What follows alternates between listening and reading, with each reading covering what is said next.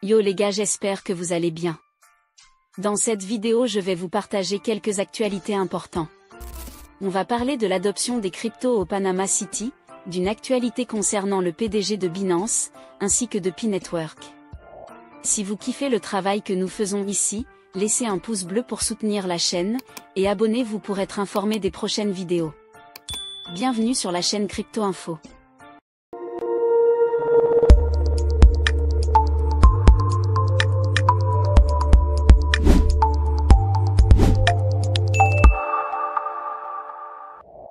Le PDG de Binance, Richard Teng, a révélé que la plateforme est en discussion avec plusieurs pays, pour les aider à créer des réserves stratégiques d'actifs numériques, notamment de Bitcoin. Ces échanges s'inscrivent aussi dans un accompagnement sur la réglementation crypto. Bien que les pays concernés n'aient pas été nommés, Teng indique que les États-Unis sont en avance, notamment avec l'initiative de Donald Trump, pour créer une réserve nationale de Bitcoin à partir de BTC saisis. Des pays comme le Pakistan et le Kirghizistan collaborent déjà avec Binance sur les régulations, sans pour autant avoir officialisé la mise en place de réserves. Par ailleurs, Binance envisage désormais de se doter d'un siège mondial, rompant avec sa politique historique d'opérer sans siège formel, une stratégie initiée par son ancien PDG, Changpeng Zhao. Cette évolution s'inscrit dans un contexte de réglementation accrue du secteur crypto à l'échelle mondiale.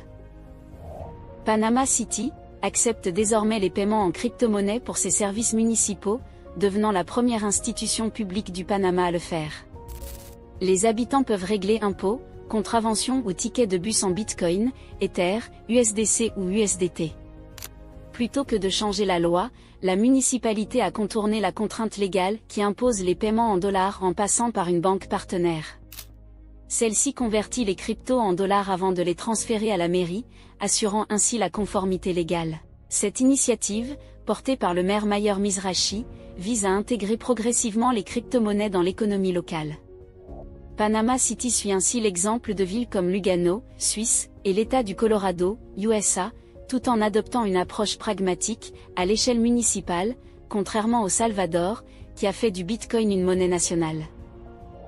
L'année dernière, P-Network a lancé un projet pilote de réseau publicitaire, permettant à des applications de l'écosystème Pi d'intégrer des publicités payées en Pi, la crypto-monnaie native. Ce réseau permet aux développeurs de monétiser l'attention des utilisateurs, les pionniers, en générant des revenus en Pi, tandis que les annonceurs doivent dépenser des Pi pour diffuser leur publicité, créant ainsi un système circulaire et durable. Le projet pilote initial a été testé avec 5 applications communautaires, et le programme est maintenant ouvert à d'autres développeurs. Pour participer, les applications doivent être listées dans l'écosystème Mainnet, et respecter les directives officielles. Avantage pour les développeurs, accès à une nouvelle source de revenus en Pi, soutenant la création et l'amélioration d'applications. Avantage pour les pionniers, plus d'applications utiles, et une plus grande utilité pour leur Pi. Le SDK du réseau publicitaire Pi est maintenant disponible, accompagné de documentation et d'un guide de candidature accessible, via le portail des développeurs dans le navigateur Pi.